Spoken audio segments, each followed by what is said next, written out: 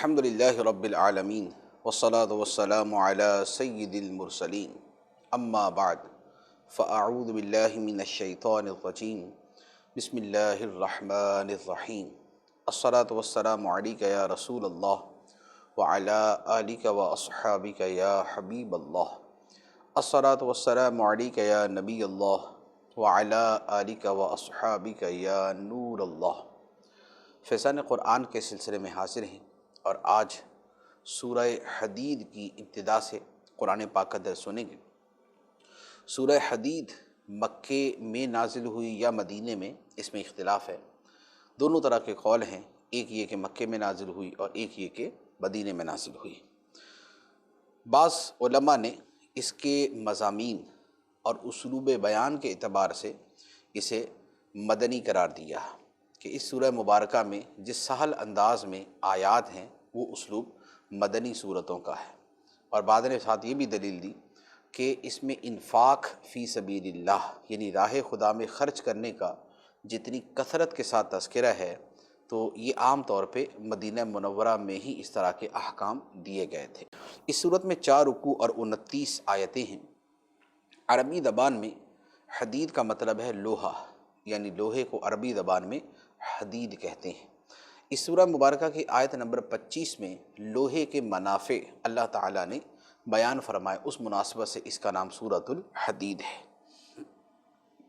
ارشاد ہوتا ہے بسم اللہ الرحمن الرحیم، سبح للہ ما فی السماوات والارض وہو العزیز الحکیم۔ اللہ کی پاکی بیان کی ہر اس چیز نے جو آسمانوں اور زمین میں ہے، اور وہی عزت والا حکمت والا ہے۔ اللہ تعالیٰ پاک ہے ہر عیب سے، ہر نقص سے اور شرک سے۔ اللہ تعالیٰ پاک ہے، شریک سے پاک ہے، اور اللہ تعالیٰ کی یہ شان جو ہے یہ آسمان و زمین کی ہر شے بیان کرتی ہے، اور ہر شے نے بیان کی۔ کس طرح؟ زبان حال سے، کہ ہر شے کا وجود بتاتا ہے کہ اس کو کوئی پیدا کرنے والا ہے، اور جو پیدا کرنے والا ہے وہ بے عیب ہے، وہ کامل ہے، اس میں کوئی نقص نہیں ہے، کوئی خامی نہیں۔ آگے ارشاد ہوتا ہے لَهُ مُلْكُ السَّمَاوَاتِ وَالْأَرْضِ يُحْيِي وَيُمِيتُ وَهُوَ عَلَى كُلِّ شَيْءٍ قَدِيرٌ۔ آسمانوں اور زمین کی سلطنت سب اسی کے لیے ہے، وہ زندگی اور موت دیتا ہے اور وہ ہر چیز پر قادر ہے۔ یہ اللہ تعالیٰ کی صفات۔ آگے مزید صفات کا بیان، هو الاول والآخر والظاہر والباطن وہو بکل شیء علیم۔ وہی اول اور آخر اور ظاہر اور باطن ہے، اور وہ سب کچھ جانتا ہے۔ اللہ تعالیٰ اول ہے کہ وہ ہمیشہ سے ہے، جب کچھ نہ تھا تو خدا تھا۔ وہ آخر ہے کہ جب کچھ نہ رہے گا تو خدا ہوگا، اور وہ ظاہر ہے کہ ذرہ ذرہ قطرہ قطرہ اس کے وجود کی دلیل ہے، بتاتا ہے کہ اگر مخلوق ہے تو اسے پھر کوئی پیدا کرنے والا بھی ہے۔ اور وہ باطن ہے، پوشیدہ ہے، وہ اتنا پوشیدہ ہے کہ عقلیں اس کا ادراک کما حقہ کر نہیں سکتی، اس کی حقیقت تک ہماری عقل کی رسائی ہی نہیں، اور وہ سب کچھ جانتا ہے۔ ہر شے کے معمولی سے معمولی لامتناہی تفاصیل کا علم اللہ تعالیٰ کو ہے۔ یہ اللہ تعالیٰ کی عظیم شانیں ہیں جو یہاں پر بیان کی گئی۔ اب اس کے بعد شان تخلیق کا بیان ہوتا ہے۔ فرمایا هو الذی خلق السماوات والارض فی 6 ایام ثم استوى علی العرش یعلم ما یلج فی الارض وما یخرج منها وما ینزل من السماء وما یعرج فیہا وَهُوَ مَعَكُمْ أَيْنَمَا كُنْتُمْ وَاللَّهُ بِمَا تَعْمَلُونَ بَصِيرٌ لَهُ مُلْكُ السَّمَاوَاتِ وَالْأَرْضِ وَإِلَى اللَّهِ تُرْجَعُ الْأُمُورُ۔ وہی ہے جس نے آسمان اور زمین 6 دن میں پیدا کیے، پھر عرش پر استوا فرمایا جیسا اس کی شان کے لائق ہے۔ وہ جانتا ہے جو کچھ زمین کے اندر جاتا ہے اور جو کچھ اس سے باہر نکلتا ہے، اور جو کچھ آسمان سے اترتا ہے اور جو کچھ اس میں چڑھتا ہے، اور وہ اللہ تمہارے ساتھ ہے جہاں بھی تم ہو، اور اللہ تمہارے کام دیکھ رہا ہے۔ آسمانوں اور زمین کی سلطنت اسی کے لیے ہے، اور اللہ ہی کی طرف سب کاموں کو لوٹایا جاتا ہے۔ یہ اللہ تعالیٰ کی شانوں کا بیان۔ سبحان اللہ، 6 دن میں اس نے آسمان و زمین پیدا کی۔ 6 دن سے مراد علماء نے یہ بھی کیا کہ 6 دن سے مراد جو ہمارے یہ ایام ہیں، اس کی جو مقدار بنتی ہے، اللہ تعالیٰ نے اس مقدار کے اعتبار سے آسمان و زمین کو پیدا کیا۔ یہ اس لیے کہ یہ ہفتہ اتوار جو بنتے ہیں یہ تو سورج کی وجہ سے بنتے ہیں نا، سورج ڈوبتا ہے نکلتا ہے تو دن تبدیل ہو جاتا ہے، تو یہاں تو اس کی بھی تخلیق کا بیان ہے۔ سورج، چاند، ستارے، زمین، آسمان، سب کی پیدائش کا تذکرہ ہے، تو اس وقت تو یہ والے دن نہیں ہوتے تھے، تو ان کا جو میعاد بنتی ہے وہ مراد ہے۔ اور بعد نے فرمایا کہ اس سے 6 ادوار مراد ہے، کہ جو اللہ تعالیٰ کے ہاں دن ہے اس کی مقدار کچھ اور ہے۔ ہمارا تو دن 24 گھنٹے کا ہے، خدا کے ہاں دن سے کس قدر دورانیہ مراد ہے وہ اللہ تعالیٰ جانتا ہے۔ پھر اللہ نے عرش پر استوا فرمایا، کہ کائنات کو پیدا کر کے اس نے عرش پر استوا فرمایا۔ عرش کا مطلب ویسے تو ہوتا ہے کسی چیز پہ سیدھا ہو کے بیٹھنا، تو اللہ تعالیٰ کی شان کے لائق جو اس کا معنی ہے، ہمارا اس کے اوپر ایمان ہے۔ اور ایک اس کا علماء نے یہ معنی بیان کیا، جو تاویلی معنی ہے وہ یہ ہے کہ پھر اس کی حکمرانی عرش پر مستحکم ہو گئی۔ اللہ جانتا ہے جو زمین کے اندر جاتا ہے، جیسے مردہ ہے یا کوئی بھی شے زمین کے اندر جاتی، اور جو زمین سے نکلتا ہے، خواہ وہ معدنیات نکلتی ہیں، وہ پودے نکلتے ہیں، وہ کھیت نکلتے ہیں، وہ فصلیں نکلتی ہیں، اور جو آسمانوں سے اترتا ہے، فرشتے اترتے ہیں، بارش اترتی ہے، یا آسمانوں میں چڑھتا ہے، جو زمین سے فرشتے آسمانوں پہ جاتے ہیں، جو انسانوں کی روحیں دنیا سے جانے کے بعد اوپر جاتی ہیں، یا بندوں کے اعمال اوپر جاتے ہیں، اللہ سب جانتا ہے۔ اور فرمایا وہ تمہارے ساتھ ہے جہاں بھی تم ہو، اپنے علم اور قدرت کے ساتھ اللہ تعالیٰ تمہارے ساتھ ہے۔ تو یہ بھی اللہ تعالیٰ کی شانوں کا بیان۔ مزید شانوں کا بیان ہوتا ہے، فرمایا یولج اللیل فی النہار ویولج النہار فی اللیل وہو علیم بذات الصدور۔ رات کو دن میں داخل کرتا ہے اور دن کو رات میں داخل کرتا ہے، اور وہ دلوں کی بات جاننے والا ہے۔ یہ اللہ تعالیٰ کی شان ہے۔ رات کو دن میں داخل کرتا ہے کہ رات چلتی چلتی چلتی دن نکل آتا ہے، دن چلتا چلتا رات آ جاتی ہے۔ یا یہ ہوتا ہے کہ سردیوں کے اندر رات بڑی ہو جاتی ہے، 12 گھنٹے کی رات ہو گئی، اور پھر تبدیل ہوتے ہوتے گرمیاں آتی ہیں، گرمیوں کے اندر وہی رات 8 گھنٹے کی ہو جاتی ہے، دن جو ہے وہ زیادہ بڑا ہو جاتا ہے۔ تو یہ رات کو دن میں داخل کرنا، دن کو رات میں داخل کرنا، یہ اس خداوند قدوس کی قدرت ہے۔ وہ دلوں کی باتوں کو بھی جانتا ہے، دلوں کے اندر جو چھوٹی سے چھوٹی شے بھی ہے، خواہ وہ وسوسہ ہے، وہ خیال ہے، وہ خاطر ہے، وہ حاجس ہے، وہ حدیث نفس ہے، یا وہ عقیدہ ہے، اللہ تعالیٰ سب کو جانتا ہے۔ تو اب اللہ تعالیٰ اپنی ساری شانوں کے بعد ارشاد فرماتا ہے، آمنوا باللہ ورسولہ وانفقوا مما جعلکم مستخلفین فیہ فالذین آمنوا منکم وانفقوا لہم اجر کبیر۔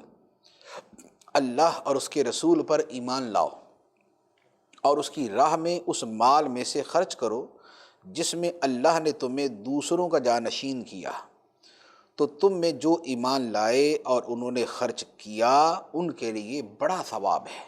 اللہ تعالیٰ فرماتا ہے کہ جس خداوند قدوس کی یہ شانیں تمہارے سامنے بیان ہو رہی ہیں، آسمان و زمین کا مالک وہ ہے، بادشاہ وہ ہے، اول وہ، آخر وہ، ظاہر وہ، باطن وہ، ہر شے کو جاننے والا وہ، ذرہ ذرہ قطرہ قطرے کا علم رکھنے والا وہ، تو فرمایا کہ اس اللہ پر ایمان لاؤ، اور اس اللہ نے جو اپنا پیارا رسول بھیجا ہے اس پہ ایمان لاؤ۔ سبحان اللہ۔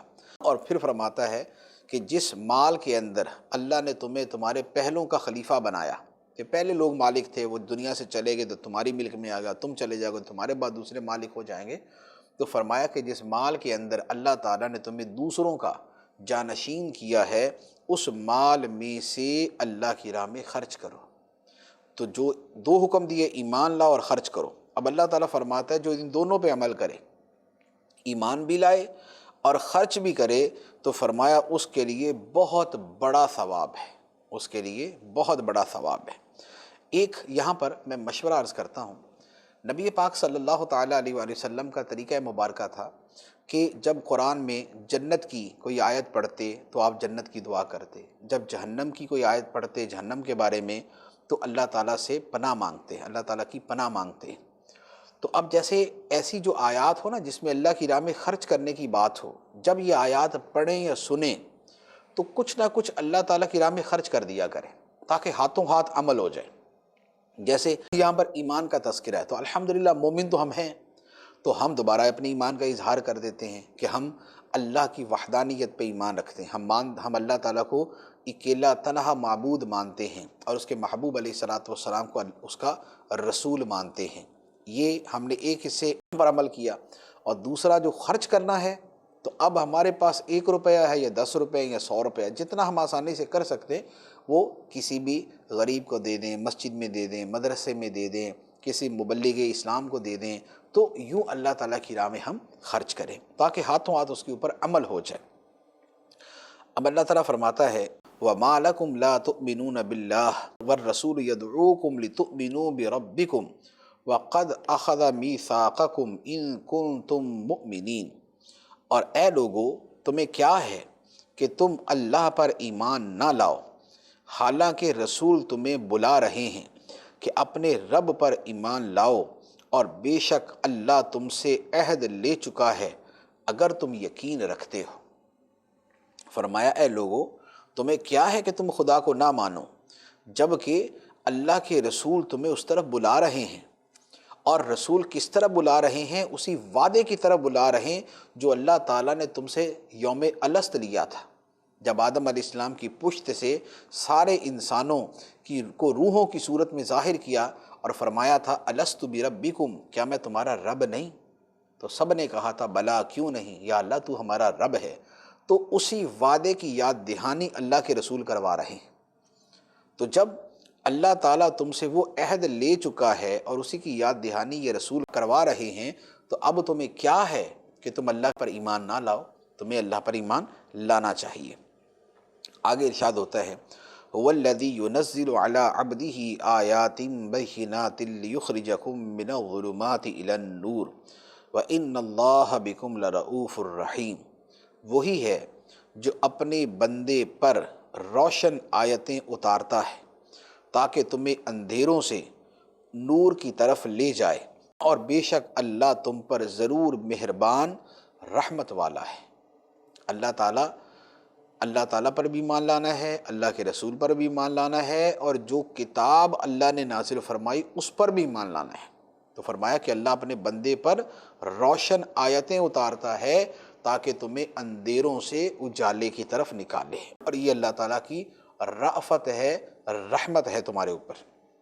اب اللہ تعالیٰ ارشاد فرماتا ہے وَمَا لَكُمْ أَلَّا تُنْفِقُوا فِي سَبِيلِ اللَّهِ وَلِلَّهِ مِيرَاثُ السَّمَاوَاتِ وَالْأَرْضِ لَا يَسْتَوِي مِنْكُمْ مَنْ أَنْفَقَ مِنْ قَبْلِ الْفَتْحِ وَقَاتَلَ أُولَئِكَ أَعْظَمُ دَرَجَةً مِنَ الَّذِينَ أَنْفَقُوا مِنْ بَعْدُ وَقَاتَلُوا وَكُلًّا وَعَدَ اللَّهُ الْحُسْنَى وَاللَّهُ بِمَا تَعْمَلُونَ خَبِيرٌ، اور تمہیں کیا ہے کہ تم اللہ کی راہ میں خرچ نہ کرو، حالانکہ آسمانوں اور زمین سب کا وارث اللہ ہی ہے، تم میں فتح سے پہلے خرچ کرنے والے اور جہاد کرنے والے برابر نہیں، وہ بعد میں خرچ کرنے والوں اور لڑنے والوں سے مرتبے میں بڑے ہیں، اور ان سب سے اللہ نے سب سے اچھی چیز کا وعدہ فرما لیا ہے، اور اللہ تمہارے کاموں سے خبردار ہے۔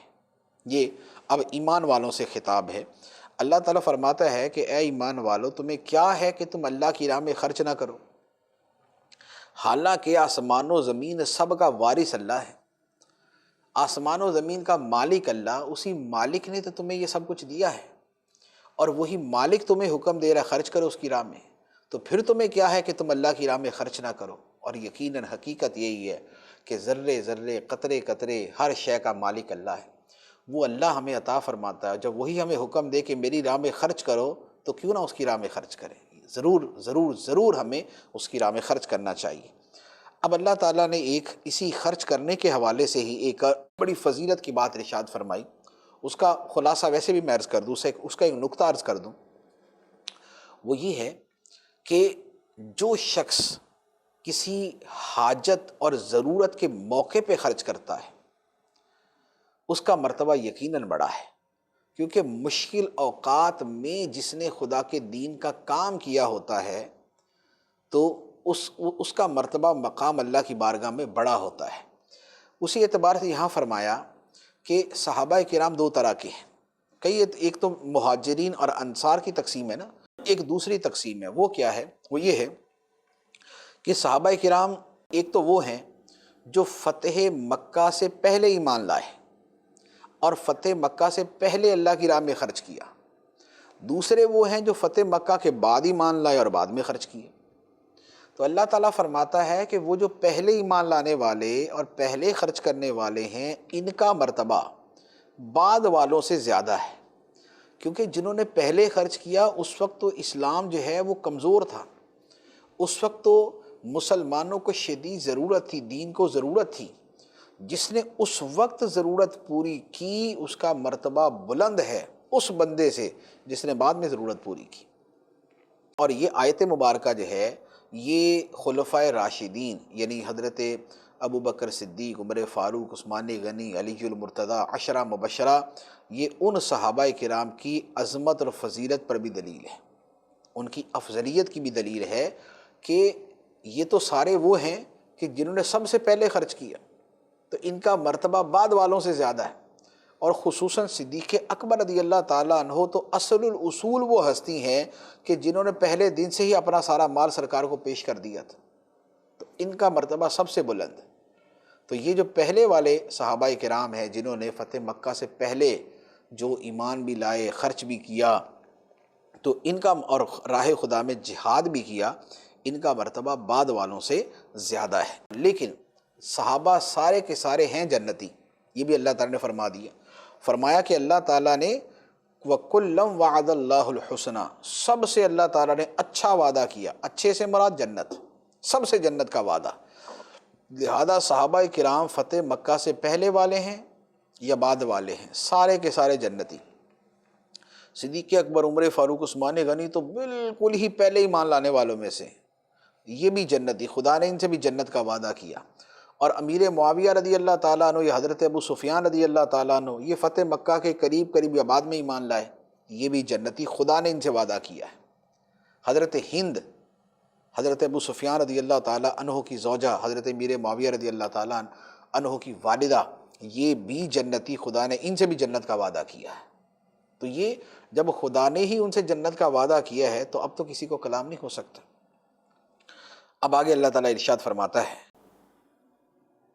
من ذا الذی یقرض اللہ قرضا حسنا فیضاعفہ لہ ولہ اجر کریم، کون ہے جو اللہ کو اچھا قرض دے تو اللہ اس کے لیے اس کو کئی گنا بڑھا دے گا اور اس کے لیے اچھا اجر ہے۔ سبحان اللہ، مالک اللہ، دینے والا اللہ، وہ اللہ مال ہمیں دے کے فرماتا ہے کہ جو اللہ کو قرض دے، حالانکہ وہ مالک حقیقی ہے، لیکن پھر اللہ تعالیٰ اپنی شان کریمی سے ہمارے اوپر کرم فرماتا ہے، ہمارے اوپر جو ہے خاص فضل فرماتا ہے کہ تم جو اللہ کو دے رہے ہو سمجھو کہ خدا کو قرض دے رہے ہو، تو قرض تو واپس لیا جاتا ہے، قرض تو واپس لیا جاتا ہے۔ تو اللہ تعالیٰ فرماتا ہے کہ تم جو خدا کی راہ میں خرچ کرتے ہو یہ خدا کو قرض دیتے ہو، اور جو قرض دو گے تو اللہ تعالیٰ بڑا کریم ہے، وہ تمہیں اتنا ہی واپس نہیں لوٹائے گا، کئی گنا بڑھا کے واپس لوٹائے گا۔ تم خدا کو 100 روپیہ خدا کی بارگاہ میں خرچ کرتے ہو، خدا کی راہ میں خرچ کرتے ہو، اللہ تعالیٰ اس کو 100 سے جو ہے وہ 1000 اور 1000 سے نہ جانے کتنے گنا بڑھا دے گا۔ قرآن پاک کی آیت کے مطابق تو 700 گنا تک کا تذکرہ، اور احادیث کے اندر 7 لاکھ تک کا تذکرہ ہے کہ اللہ تعالیٰ اتنا بڑھا دیتا ہے۔ تو یہ اللہ تعالیٰ کی راہ میں خرچ کرنے کی فضیلت ہے۔ پھر اس کے بعد ارشاد ہوتا ہے یوم تری المؤمنین والمؤمنات یسعی نورہم بین ایدیہم وبایمانہم بشراکم اليوم جنات تجری من تحتها الانہار خالدین فیہا ذالک هو الفوز العظیم، جس دن تم مومن مردوں اور مومن عورتوں کو دیکھو گے کہ ان کا نور ان کے آگے اور ان کی دائیں جانب دوڑ رہا ہے، فرمایا جائے گا کہ آج تمہاری سب سے زیادہ خوشی کی بات وہ جنتیں ہیں جن کے نیچے نہریں جاری ہیں، تم ان میں ہمیشہ رہو، یہی بڑی کامیابی ہے۔ سبحان اللہ۔ ایمان والے مردوں اور عورتوں کی شان، اللہ تعالیٰ نے مردوں اور عورتوں دونوں کا ذکر فرمایا۔ ان کی شان یہ ہے کہ ان کے ایمان کا نور، ان کی بندگی کا نور ان کے آگے اور ان کے داہنے دوڑ رہا ہوگا، روشن ہوگا، روشنی ہوگی، اور ان سے کہا جائے گا کہ تمہاری سب سے زیادہ خوشی کی بات وہ جنتیں ہیں جن کے نیچے نہریں رواں ہیں، اس میں تم ہمیشہ رہو، یہ بڑی کامیابی ہے۔ اب ایمان والوں کے پاس تو نور ہوگا، اور قیامت کے دن منافق بھی وہیں پھر رہے ہوں گے، اور دنیا کے اندر تو وہ بھی اپنے آپ کو مومن مسلمان کہتے تھے۔ اللہ تعالیٰ ان کے بارے میں فرماتا ہے، یوم یقول المنافقون والمنافقات للذین آمنوا انظرونا نقتبس من نورکم قیل ارجعوا وراءکم فالتمسوا نورا فضرب بینہم بسور لہ باب باطنہ فیہ الرحمۃ وظاہرہ من قبلہ العذاب۔ جس دن منافق مرد اور منافق عورتیں مسلمانوں سے کہیں گی کہ ہم پر نظر کر دو تاکہ ہم تمہارے نور سے کچھ روشنی حاصل کر لیں، کہا جائے گا تم اپنے پیچھے لوٹ جاؤ، تو وہاں نور ڈھونڈو۔ جب بھی ان کے درمیان ایک دیوار کھڑی کر دی جائے گی جس میں ایک دروازہ ہوگا، جس کے اندر کی طرف رحمت اور اس کے باہر کی طرف عذاب ہوگا۔ یہ منافقوں کا حال ہے کہ منافق مسلمانوں سے کہیں گے کہ بھائی ہمارے اوپر مہربانی کرو، دنیا میں تمہارے ساتھ پھرتے تھے، رہتے تھے، ہم بھی کلمہ پڑھتے تھے، تو ہمیں تو نور ملا نہیں ہے، اپنا ہی تھوڑا سا نور دے دو۔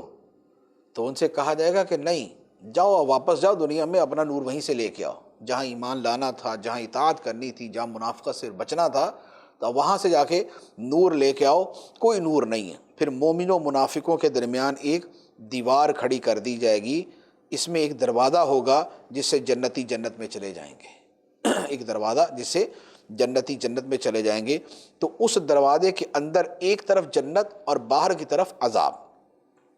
اس دیوار کے بارے میں بعض مفسرین نے فرمایا کہ یہی اعراف ہے، یہ بھی ایک تفسیر ہے جس کو ہم نے پہلے ایک جگہ بیان کر دیا ہے۔ بہرحال منافق قیامت کے دن نور سے محروم رہیں گے۔ اب منافق پکاریں گے، کیا کہیں گے؟ اللہ تعالیٰ فرماتا ہے، ینادونہم الم نکم معکم قالوا بلا ولکنکم فتنتم انفسکم وتربصتم وارتبتم وغرتکم الامانی حتی جاء امر اللہ وغرکم باللہ الغرور۔ منافق مسلمانوں کو پکاریں گے، کیا ہم تمہارے ساتھ نہ تھے؟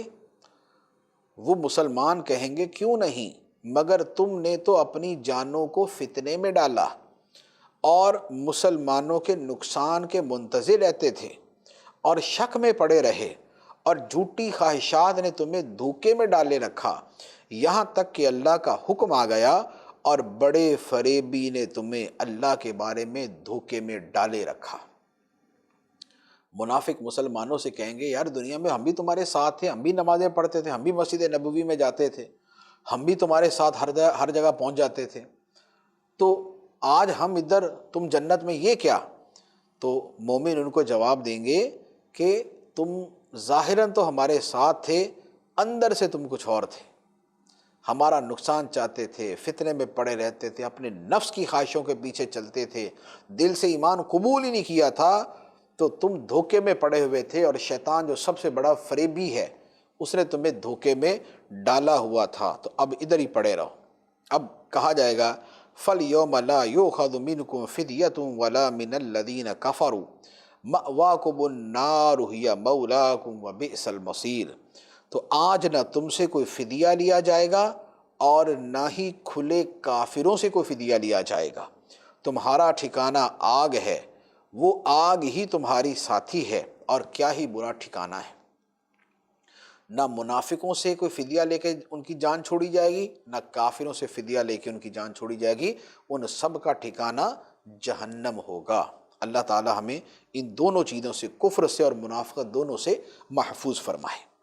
اب اللہ تبارک و تعالیٰ یہ سارے تذکروں کے بعد کہ قیامت کے دن جو سچے ایمان والے ہیں مرد عورتیں، ان کا خوبصورت اور ان کا بہت اچھا انجام کیا ہوگا اور منافقوں کا برا انجام کیا ہوگا، اس کے بعد اللہ تعالیٰ ارشاد فرماتا ہے کیا ایمان والوں کے لیے ابھی وہ وقت نہیں آیا کہ ان کے دل اللہ کی یاد اور اس حق کے لیے جھک جائیں جو نازل ہوا ہے، اور مسلمان ان جیسے نہ ہوں جنہیں پہلے کتاب دی گئی پھر ان پر مدت دراز ہو گئی تو ان کے دل سخت ہو گئے اور ان میں بہت سے فاسق ہیں۔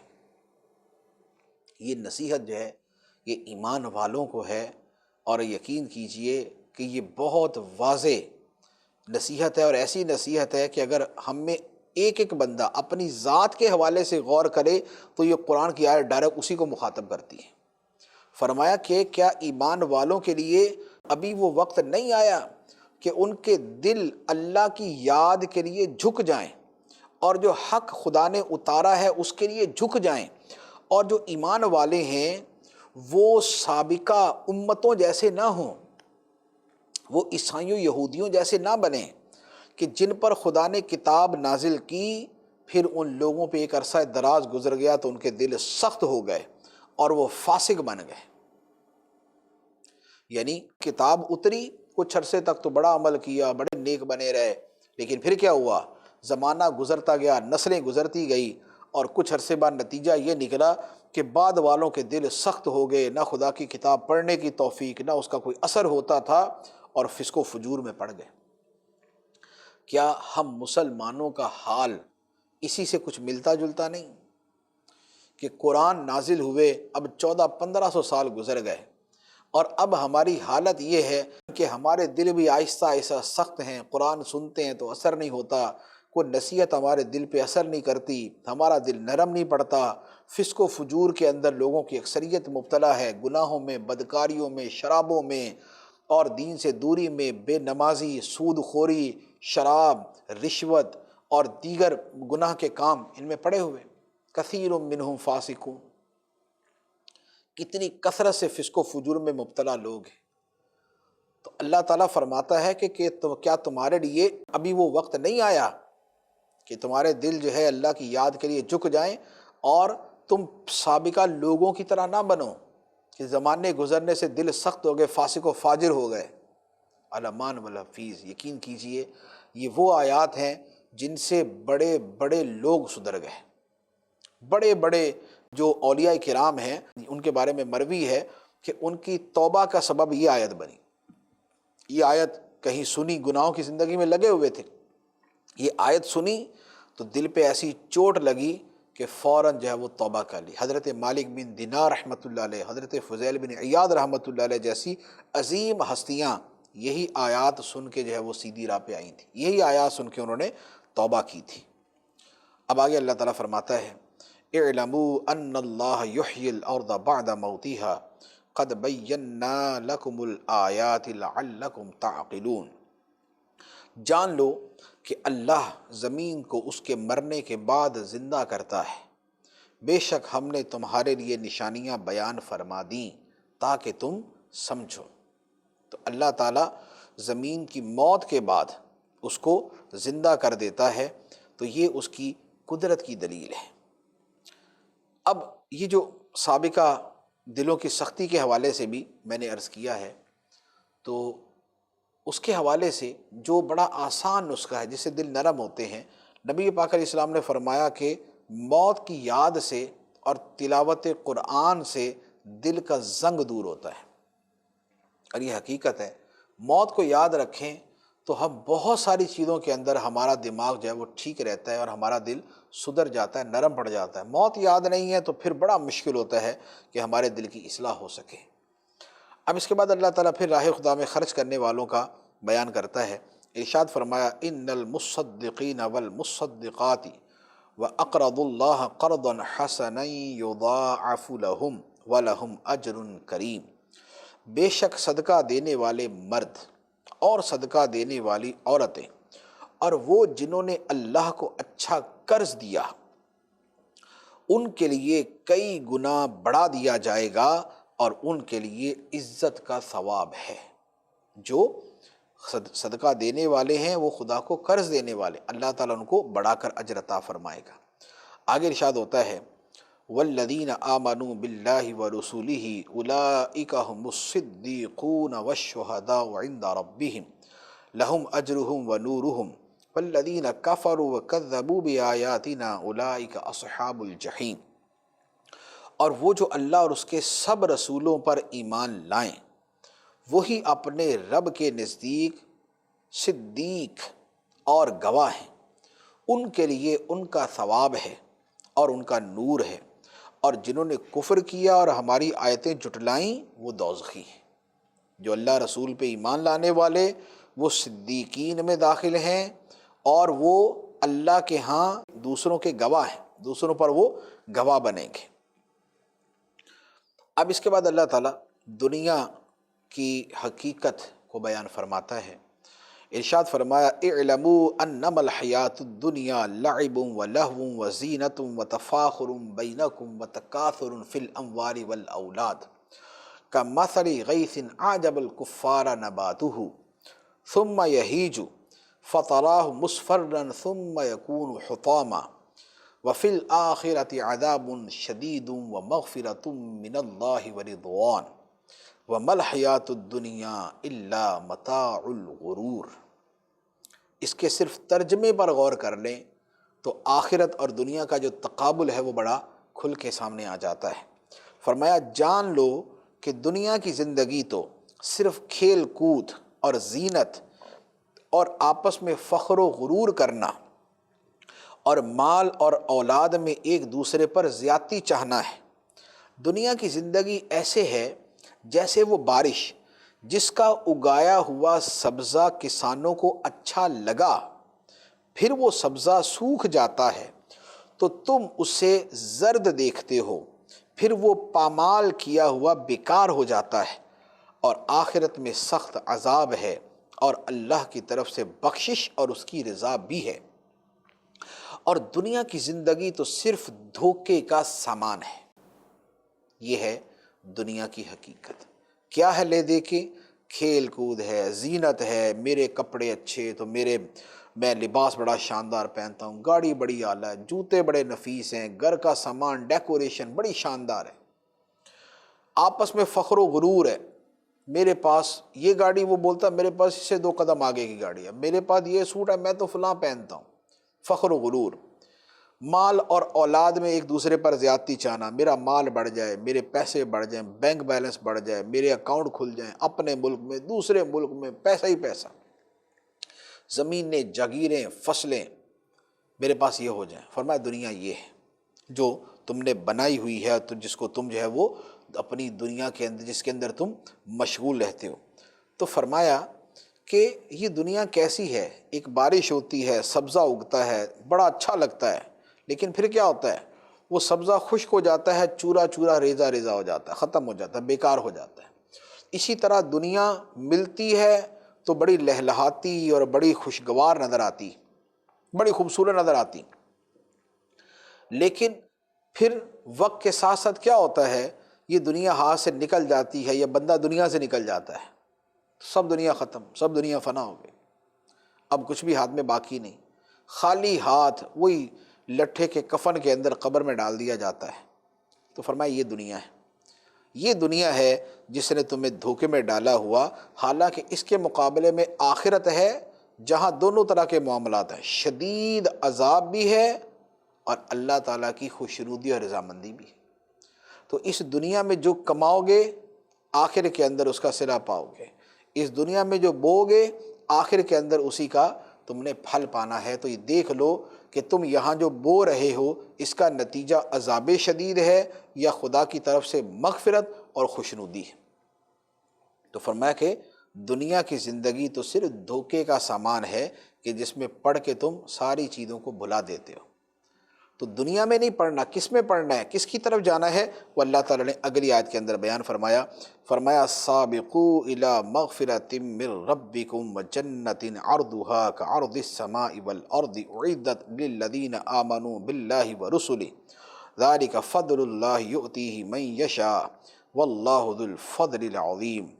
اپنے رب کی بخشش اور اس جنت کی طرف ایک دوسرے سے آگے بڑھ جاؤ جس کی چوڑائی آسمان و زمین کی وسعت جیسی ہے۔ اللہ اور اس کے سب رسولوں پر ایمان لانے والوں کے لیے تیار کی گئی ہے۔ یہ اللہ کا فضل ہے جسے چاہے دے، اور اللہ بڑے فضل والا ہے۔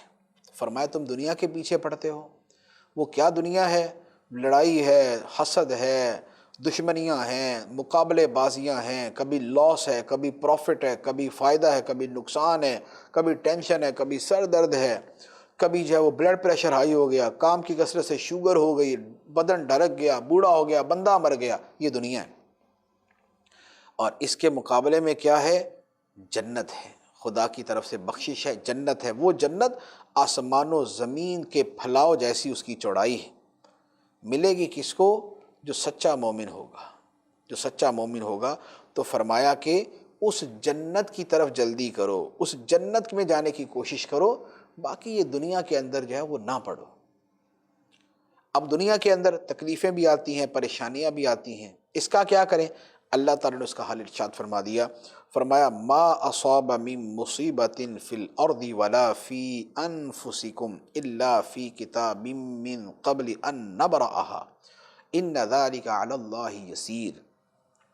زمین میں اور تمہاری جانوں میں جو مصیبت پہنچتی ہے وہ ہمارے اسے پیدا کرنے سے پہلے ہی ایک کتاب میں لکھی ہوئی ہے، بے شک یہ اللہ پر آسان ہے۔ فرمایا جو مصیبت پہنچتی ہے تقدیر میں لکھی ہوئی ہے، لوح محفوظ میں لکھی ہوئی ہے، تو لہذا جو مصیبت پہنچے اس پہ واویلا نہیں کرو، اس کا جو مثبت پہلو ہے، جو پازیٹیو اس کا اسپیکٹ ہے وہ دیکھو۔ مصیبت پہنچی تو یہ دیکھو کہ یہ مصیبت میرے لیے فائدہ مند ہے یا نقصان دہ ہے۔ دنیا میں اگرچہ نقصان دہ ہو، آخرت کے اعتبار سے فائدہ مند ہے۔ آخرت کے اعتبار سے فائدہ مند ہے کہ چھوٹی سے چھوٹی تکلیف پر بھی اللہ تعالیٰ اجر عطا فرماتا ہے، گناہوں کو مٹاتا ہے، درجے بلند کرتا ہے، نیکیاں عطا فرماتا ہے۔ تو لہذا جو تکلیف ہے اس پہ ذرا تقدیر کے اعتبار سے نظر ڈالو کہ تقدیر میں لکھی تھی آ گئی، وہ مصیبت تمہیں ہلکی لگے گی، اور پھر اس کے ثواب پہ نظر کرو گے تو وہ تکلیف تمہارے لیے ہیچ ہو جائے گی۔ تو فرمایا کہ تقدیر کے اوپر اس اعتبار سے نظر رکھو۔ اللہ تعالیٰ فرماتا ہے لِكَيْ لَا تَأْسَوْا عَلَى مَا فَاتَكُمْ وَلَا تَفْرَحُوا بِمَا آتَاكُمْ وَاللَّهُ لَا يُحِبُّ كُلَّ مُخْتَالٍ فَخُورٍ، تاکہ تم اس پر غم نہ کھاؤ جو تم سے جاتی رہے، اور اس پر اتراؤ نہیں جو تمہیں اللہ نے دیا ہے، اور اللہ ہر متکبر بڑائی جتانے والے کو ناپسند کرتا ہے۔ ارشاد فرمایا کہ جو تمہارے ہاتھ سے چلا جائے اس پہ غم نہ کرو، سمجھ لو کہ خدا نے تقدیر میں لکھا تھا، اور جو تمہیں مل جائے اس پہ اتراؤ نہیں، یہ سمجھو کہ خدا نے لکھا تھا اور اسی خدا نے عطا فرمایا ہے۔ تو لہذا یہ تکبر کرنا، بڑائی جتانا، یہ والے بد اخلاق جو ہیں یہ نہ اپناؤ۔ اللہ تعالیٰ کو ایسے لوگ پسند نہیں، اللہ تعالیٰ کو ایسے لوگ پسند نہیں۔ تو یہ چند ایک جو چیزیں بیان کی گئی، اس کے آگے بھی بڑے خوبصورت مضامین ہیں۔ اللہ تبارک و تعالی ہمیں عمل کی توفیق عطا فرمائے، آمین بجاہ النبی الامین صلی اللہ علیہ وسلم۔